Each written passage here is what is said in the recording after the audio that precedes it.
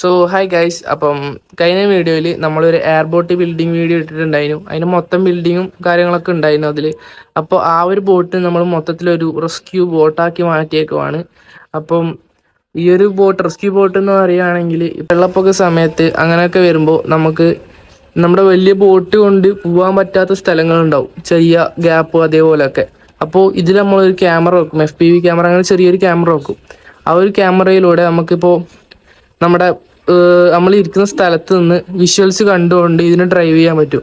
അങ്ങനെ നമ്മൾ ആ ഒരു സ്ഥലത്ത് പോയിട്ട് അവിടെ ആൾക്കാരാണെങ്കിൽ റെസ്ക്യൂ ചെയ്യാനും ഒക്കെ പറ്റും. അതേപോലെ മെഡിസിൻസ്, ഫുഡൊക്കെ ഇത് വെച്ച് ക്യാരി ചെയ്ത് കൊണ്ടുപോകാനും പറ്റും, അവർക്ക് കൊടുക്കാനും പറ്റും.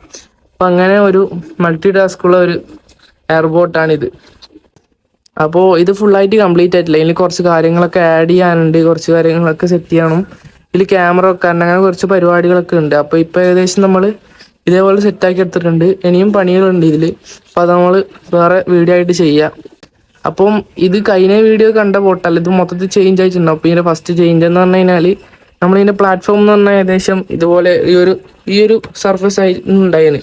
അപ്പോൾ അത് നമ്മൾ ഇതേപോലെ കുറച്ച് പൊക്കി വെച്ചിട്ട് അതിൽ ഫുള്ളും ബാറ്ററി, ESC റിസീവർ കാര്യങ്ങളൊക്കെ വെച്ച് സെറ്റാക്കി, അതിലൊരു റിങ്ങും ഇതിൻ്റെ സ്റ്റിയറിംഗ് സിസ്റ്റം ഒക്കെ നമ്മൾ ഫുൾ മാറ്റിയിട്ടുണ്ട്.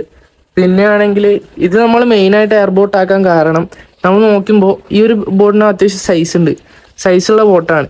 അപ്പോൾ അതുപോലെ എയർബോട്ടുമാണ്.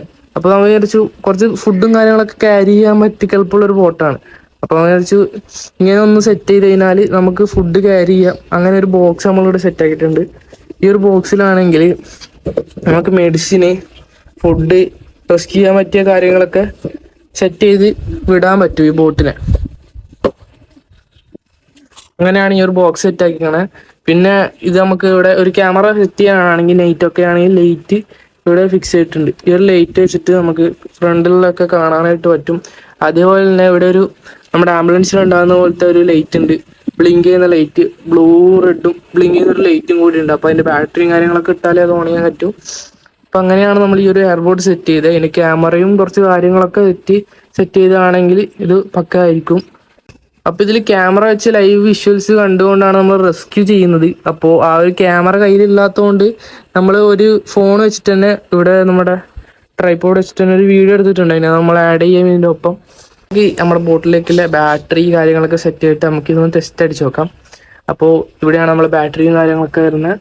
പിന്നെ കുറച്ച് പേര് ചോദിച്ചിട്ടുണ്ടായിരുന്നു പ്ലെയിൻ്റെ വീഡിയോ ഞാൻ ഇടാമെന്ന് പറഞ്ഞ വീഡിയോ.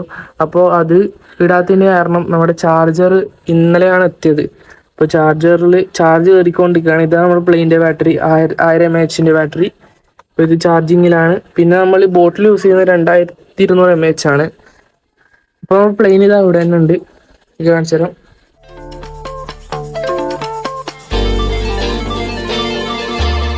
അപ്പോൾ ഈ 2200 mAh ബാറ്ററി ഈ ചെറിയ 3.7 ബാറ്ററി യൂസ് ചെയ്യുന്നുണ്ട്. ഇത് നമ്മുടെ ലൈറ്റും കാര്യങ്ങൾക്കാണ് ചെറിയ ബാറ്ററി.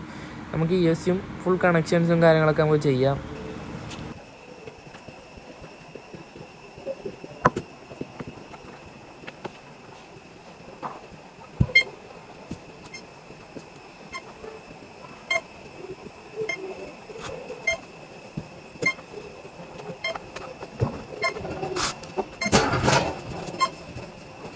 അപ്പോൾ നമ്മുടെ ESCയും കാര്യങ്ങളൊക്കെ പക്കയായി സെറ്റായിട്ടുണ്ട്. ഇനി നമുക്ക് ഇതിൻ്റെ നമ്മളിത് യൂസ് ചെയ്യുന്ന ഫ്ലൈസ്കയുടെ FSI-6 ആണ് യൂസ് ചെയ്യുന്നത്. അപ്പോൾ ഇതാണ് നമ്മുടെ ട്രാൻസ്മിറ്റർ, അതേപോലെ തന്നെ ഇത് റിസീവർ. അപ്പോൾ ഇനി നമുക്ക് ഇതും കൂടി നമ്മുടെ ആ ഒരു ക്രാഫ്റ്റിലേക്ക് സെറ്റാക്കി കൊടുക്കാം.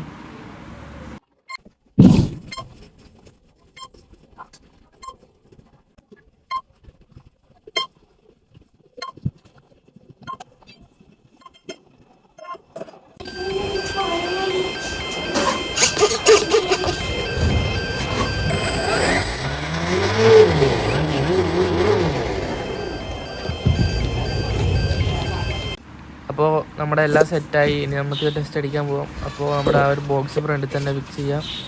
അതിൻ്റെ റിമോട്ട് അതിൻ്റെ മുകളിൽ വെച്ചുകൊണ്ട് നമുക്ക് പോയിട്ട് പെട്ടെന്ന് ടെസ്റ്റ് ചെയ്തിട്ട് വരാം. അപ്പോൾ നമ്മൾ ചെറിയൊരു സ്പോട്ടിൽ വെച്ചിട്ടാണ് ഓടിക്കുന്നത്. വലുതായിട്ട് ഓടിക്കുന്ന വീഡിയോ നമ്മൾ വേറെ ആയിട്ട് ചെയ്യുക, ക്യാമറയും ഒക്കെ വെച്ചിട്ട്.